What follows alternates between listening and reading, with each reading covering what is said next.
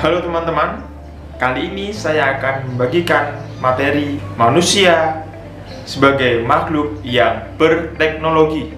Pada presentasi kali ini, saya akan membaginya dalam dua bagian. Bagian pertama, sejarah dari filsafat teknologi dari zaman Yunani kuno hingga zaman kontemporer.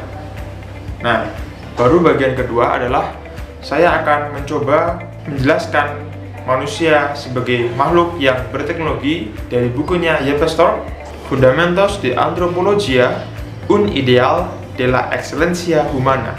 Oke, pertama-tama sejarah filsafat teknologi. Nah, panorama sejarah perkembangan filsafat teknologi ini saya kutip dari Internet Encyclopedia of Philosophy yang ditulis oleh Thomas A. C. Redden. Nanti teman-teman bisa buka di URL ini di iep.ucm.edu/teknologi. Baik, pertama-tama mari kita mulai dari zaman Yunani kuno. Nah, kata teknik atau teknologi berasal dari kata tekne yang berarti seni atau ilmu kerajinan atau ilmu untuk membuat sesuatu. Namun demikian, kata teknik atau teknologi di kemudian hari semakin luas atau memiliki arti yang semakin banyak. Misalnya, teknik dalam mengemudikan perahu oleh nahkoda, kemudian teknik berkuda, dia mesti punya teknik berkuda ini. Lalu teknologi pandai besi zaman dulu sudah ada untuk membuat pedang, untuk membuat kapak, untuk berperang. Nah, mari kita mulai dari Plato.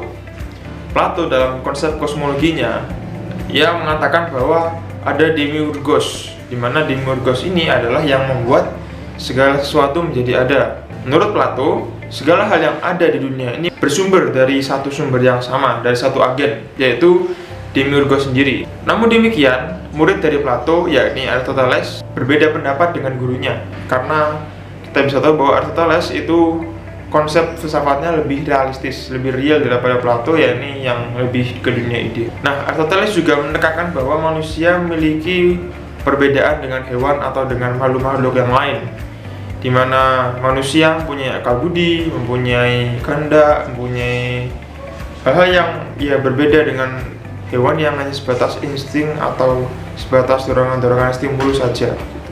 Oke, kita kembali ke kata tekne. Dalam zaman Yunani kuno, dua filsuf ini membedakan antara tekne, yakni kerajinan atau keahlian, dengan episteme, pengetahuan. Bahwa tekne adalah hal yang dimiliki manusia untuk membuat sesuatu, sedangkan episteme adalah pengetahuan teoria, pengetahuan teoritis. Gitu.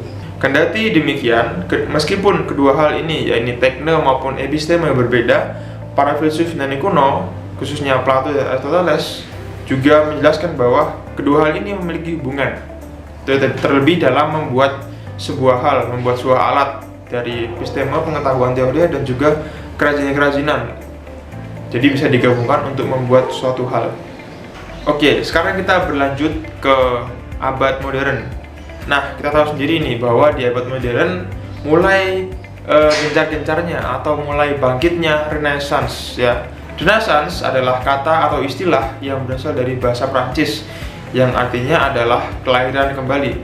Nah, apa yang lahir kembali pada masa modern tentu adalah akal budi manusia. Dimana kita tahu bahwa dalam abad pertengahan memang ada yang mengatakan bahwa abad pertengahan itu gelap, ada yang mengatakan bahwa pertengahan itu gereja menguasai. Sebenarnya tidak sebetulnya.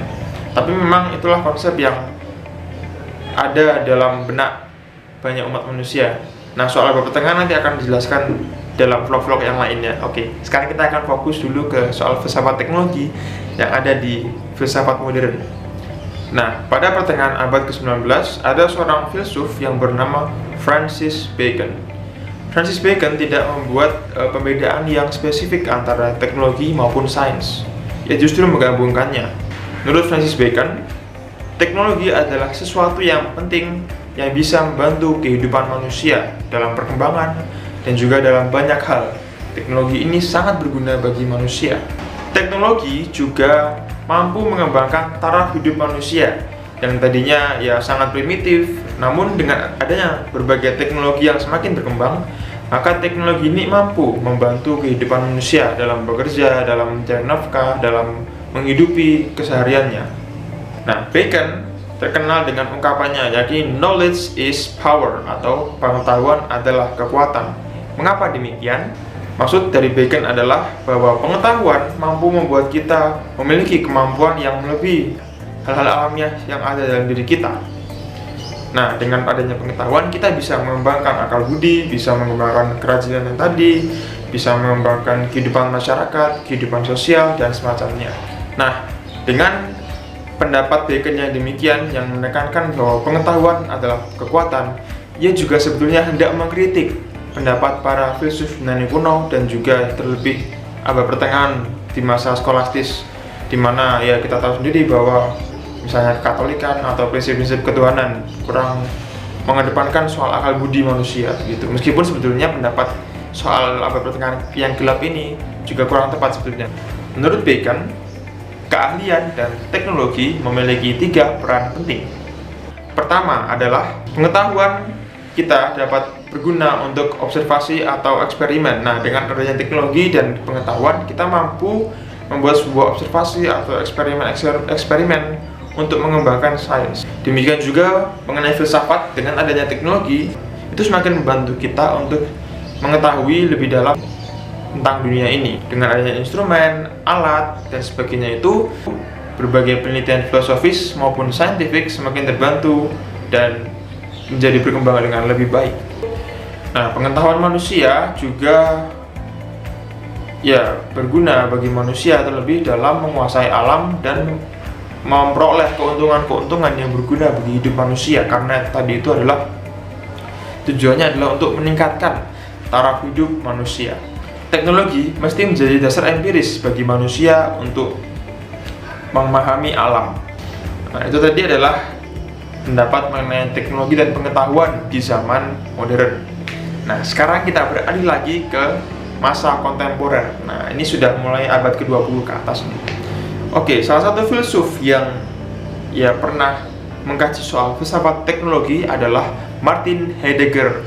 Nah, dalam zaman kontemporer ini, si Heidegger menjelaskan bahwa teknologi dipahami sebagai sesuatu yang semakin berkembang, di mana dalam zaman kontemporer ini semakin ditemukan berbagai macam alat-alat untuk menunjang kehidupan manusia. Misalnya ada handphone, ada laptop, ada ya mesin cetak, ada berbagai macam hal yang ya sekiranya semakin berguna bagi kehidupan manusia tentu saja. Nah, teknologi sendiri di zaman kontemporer ini menjadi suatu hal yang mendasar. Kalau kita tahu bahwa kebutuhan primer kita adalah sandang, pangan, papan. Nah, teknologi tampaknya atau memang faktanya pada masa ini menjadi suatu yang sungguh-sungguh fundamental atau menjadi yang penting bagi kehidupan manusia. Nah, inilah perkembangan teknologi dari masa ke masa. Nah, sekarang kita masuk ke bagian yang kedua, yakni manusia sebagai makhluk yang berteknologi. Nah, perlu diketahui teman-teman bahwa penjelasan tentang manusia yang berteknologi ini saya kutip dari buku milik Ricardo Yepestor dan Javier Aranguren, Fundamentos de Antropologia, un Ideal de la Excelencia Humana, diterbitkan di Navarra, Spanyol ya, oleh penerbit EUNSA pada tahun 1996 dari halaman 83 sampai 98. Oke, nah dalam buku Yepestor yang memberikan subbab ini berjudul Teknik dan Dunia Manusia. Manusia seperti yang kita ketahui bahwa kita bereksistensi atau berada di bumi ini. Karena itu dunia adalah tempat bagi manusia untuk berada secara keseluruhan. Kehidupan manusia pun berkembang bersama dengan lingkungan alam yang ia tinggali, di mana di tempat manusia hidup itu ada alam di sekitarnya dan ia berkembang bersama dengan alam itu. Nah, hubungan antara manusia dan alam bukan hanya sebagai tempat yang ditinggali oleh manusia, tapi ada lebih dari itu, bahwa lingkungan alam ini memberikan pemenuhan atas kebutuhan hidup yang diperlukan oleh manusia. Atau dengan kata lain, alam ini memberikan ya kebutuhan-kebutuhan atau kelimpahannya diberikan kepada manusia supaya manusia bisa hidup dengan baik. Manusia mengolah apa yang ada di alam dengan baik supaya bisa berguna baginya, bukan dengan serta-merta ya hanya tinggal di alam bisa saja, tinggal di hutan atau tinggal di sebuah pohon atau di sebuah batu, begitu tidak. Tapi dengan dia mengambil batu dari alam, mengambil pepohonan dari alam, maka ia mengolah yang dari alam itu sehingga bisa menjadi ya kasur, meja, kursi, kemudian bisa menjadi rumah untuk ia tinggali. Itulah hubungan antara alam dengan manusia, antara dunia teknik tadi dengan dunia manusia. Dalam bagian kedua ini saya akan membagi 8 hal yang akan saya jelaskan nanti. 8 hal ya teman-teman. Oke, pertama, alat-alat teknis. Nah, alat-alat yang ada di sekitar manusia memiliki kegunaan. Ya, dengan kata lain, hal-hal yang ada di sekitar manusia itu berguna bagi manusia karena bisa membantu hidup manusia dalam kesehariannya. Misalnya nih, sebuah palu. Sebuah palu berfungsi untuk memukul paku atau memaku, ya. Karena itu sebuah palu tidak akan dimengerti fungsinya jika ia tidak memiliki relasi dengan paku. Jadi masing-masing alat itu mempunyai fungsinya masing-masing. Selain juga antara alat ini memiliki hubungan intrinsik, setiap alat ini juga memiliki hubungan dengan si pemiliknya. Misalnya nih, sebuah sarung tangan pasti memiliki relasi dengan pemiliknya, yaitu dengan tangan manusia gitu. Teknologi yang ada di sekitar manusia diukur dari tubuh manusia sendiri. Nah, bagian kedua adalah manusia sebagai pekerja dan produsen. Nah, kemampuan manusia seperti yang kita tahu tadi, seperti misalnya keahlian, tekne tadi ya, dan juga episteme, pengetahuan, itu tidak bisa dilepaskan dari usaha manusia dalam menciptakan berbagai alat-alat. Nah, manusia membuat sesuatu yang bisa disesuaikan dengan tubuhnya, dengan dirinya gitu, untuk digunakan tentunya ya. Nah, semua bahan yang dibuat oleh manusia tentu dan pasti berasal dari alam ya. Sangat jelas, misalnya kursi, meja itu pasti dibuat dari pohon-pohon. Nah, kemudian dari alam itulah bahan-bahan itu diolah sedemikian rupa dalam pabrik, diproduksi, kemudian menjadilah suatu barang yang bisa memiliki kegunaan bagi manusia. Nah, adanya alat-alat yang ada di sekitar manusia merupakan wujud nyata dari intelek manusia. Seperti yang saya katakan tadi, bahwa manusia memiliki pengetahuan atau memiliki intelek yang bisa membuat atau mengolah alam sedemikian rupa sehingga menjadi berguna. Nah, setiap alat-alat yang kita jumpa dalam kehidupan kita merupakan hasil dari atau buah dari intelek manusia, dari pengetahuan manusia. Nah, namun demikian, meskipun tadi saya sudah menjelaskan bahwa manusia itu bekerja keras, manusia memproduksi banyak hal, tapi sebetulnya manusia itu lebih dari homo faber ya, istilahnya. Kalau dalam istilah pepatah Latin lampau itu homo faber, di mana homo artinya manusia dan faber adalah bekerja. Manusia lebih dari seorang yang bekerja. Nah, apa yang membuat dia lebih dari itu? Manusia memiliki cinta cinta dan pengetahuan. Nah, pengetahuan yang dimilikinya ini dan juga cinta yang dimiliki manusia itu membantu manusia dalam menjalani kehidupannya, dalam berelasi, dalam membuat sesuatu. Pasti manusia juga memperhitungkan adanya unsur kasih dan juga unsur pengetahuan atau akal budi. Nah, oleh karena itu pada zaman sekarang ini, cinta ini juga dibutuhkan dalam bekerja. Tidak hanya pekerjaan untuk pekerjaan itu sendiri, maksudnya tidak memperhatikan unsur-unsur kasih misalnya. Nah, ini juga kurang tepat. Yang ketiga adalah manusia sebagai penduduk. Nah, kita sudah tahu juga bahwa manusia banyak memodifikasi alam yang ada di sekitarnya supaya berguna dalam kehidupannya ya. Nah, manusia pun selain juga memodifikasi itu semua, ia tinggal dan hidup di alam itu sendiri. Contoh nyatanya adalah ia membuat rumah banyak rumah-rumah yang sekarang sangat mewah dan sedemikian rupa dibuat senyaman mungkin agar manusia dapat tinggal dengan baik. Yang keempat adalah rumah sebagai milik pertama. Rumah adalah tempat bagi manusia, tempat di mana ia tinggal, hidup, dan memiliki segala hal yang ia punyai dari alam. Rumah menjadi sebuah teknologi yang dimiliki manusia pertama kali dalam hidupnya. Rumah juga adalah tempat di mana manusia bisa kembali pulang dari segala kesibukannya selama ia bekerja, selama ia beraktivitas. Selain itu, rumah juga adalah tempat di mana kita semua membentuk kepribadian kita dan sifat-sifat dasar alamiah kita yang berasal dari keluarga dan juga kebiasaan-kebiasaan yang sudah sejak kecil kita tumbuh kembangkan. Dalam bahasa Inggris, rumah berarti house dan home. Makna dari kedua kata ini sangatlah berbeda. Misalnya house. House lebih berarti sebuah gedung fisik, gedung bangunan yang bisa jadi megah atau bisa jadi kecil. Tapi home merupakan sebuah suasana, sebuah afeksi, dan di dalam home terdapat sebuah intimasi, terdapat sebuah keintiman yang bisa diperoleh melalui keluarga, kerabat, dan orang-orang di sekitar manusia itu tinggal. Yang kelima adalah teknologi dan masalah ekologis. Pada zaman yang sangat maju ini, banyak sekali permasalahan ekologis yang kita alami di dunia. Hal ini terjadi terutama sejak abad ke-20, di mana begitu banyak pembalakan liar, kemudian eksploitasi alam lingkungan secara masif, dan sehingga hal ini membuat ekosistem yang tadinya tertata dan teratur dengan rapi tiba-tiba menjadi rusak dengan ulah manusia. Inilah dimana ketika peran teknologi telah menjadi masalah bagi sistem ekologi yang ada di sekitar kita. Salah satu cara yang bisa dilakukan oleh manusia untuk melestarikan alam adalah pertama-tama kita perlu sadar akan pentingnya alam sebagai rumah kita bersama. Teknologi perlu digunakan secara tepat agar senantiasa berguna sekaligus bisa menjaga lingkungan alam kita. Yang keenam adalah teknologi dan nilai-nilai ekologis. Nah, pada bagian 6 ada istilah teknokrasi, bahwa teknologi hanya melulu digunakan sebagai sarana untuk mengeksploitasi alam secara liar.